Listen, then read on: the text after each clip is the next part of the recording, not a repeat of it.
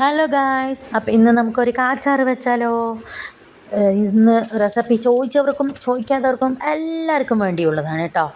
ഇന്ന് എൻ്റെ കാച്ചാറ് എങ്ങനെയാണ് വെക്കണത് നമുക്ക് നോക്കാം. ഇത് എന്തിനൊക്കെ ഉപയോഗിക്കുക ചോദിച്ചാൽ ബിരിയാണി, നെയ്ച്ചോറ്, നൂലുപുട്ടിന് നല്ല ടേസ്റ്റാണ്. പിന്നെ ആപ്പം, ഇഡ്ഡലി, ദോശ ഇതിനൊക്കെ നന്നായിരിക്കും കേട്ടോ. അപ്പോൾ എൻ്റെ കാച്ചാറിലേക്ക് വരാൻ ഞാൻ ചട്ടി വയ്ക്കുക, നെയ്യ്, വെളിച്ചെണ്ണ, പട്ട, ഗ്രാമ്പു, ഏലക്ക, കടുക്, ജീരകം, വെന്തകം, സബോള, തക്കാളി, പച്ചമുളക്, വെളുത്തുള്ളി, ഇഞ്ചി, ചെറിയുള്ളി, ഇത് മൂന്നിൻ്റെയും പേസ്റ്റ് ഓരോ സ്പൂണ്.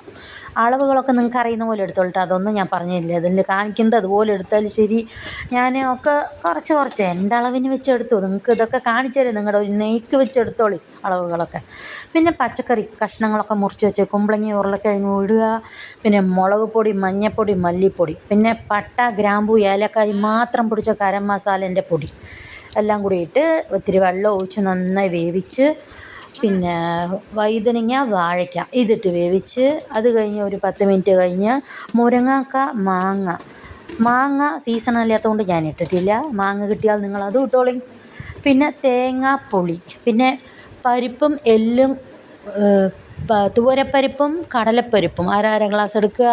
നമ്മുടെ മട്ടൻ്റെ എല്ലും കൊഴുപ്പിട്ട് നന്നായി അതിൻ്റെ കൂടെ വേവിക്കുക. അത് മഞ്ഞളും ഉപ്പും മാത്രം ഇട്ട് കുക്കറിൽ വിസിൽ വെച്ച് അടിച്ചാൽ മതി.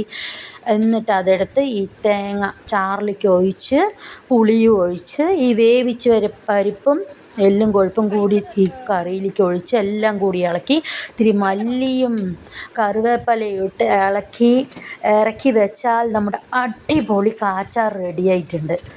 എങ്ങനെ ഉണ്ടാവുന്നു നിങ്ങളൊക്കെ തിന്ന് നോക്കി, വെച്ച് നോക്കി, ടേസ്റ്റ് നോക്കിയിട്ട് എനിക്ക് മെസ്സേജ് അയക്കണം കേട്ടോ. എങ്ങനെയുണ്ട് നിങ്ങൾ കമൻ്റ് അടിക്കുക.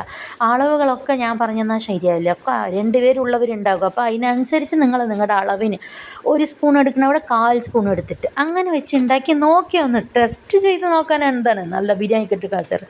അപ്പോൾ എല്ലാവരും ലൈക്ക് അടിക്കുക.